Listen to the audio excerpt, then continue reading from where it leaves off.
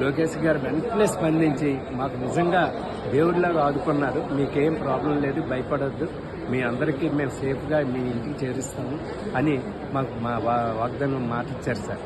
ఆయన నిజంగా చేస్తారా చేయరా అని మళ్ళీ కూడా ఒక రోజు నైట్కి భయపడ్డాం.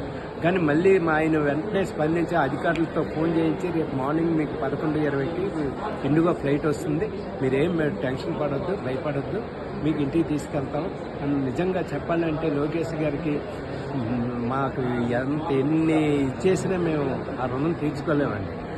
ఆయనకి శతకోటి వందనాలు, ధన్యవాదాలు మాకు ఆయనకి చెప్తున్నాం.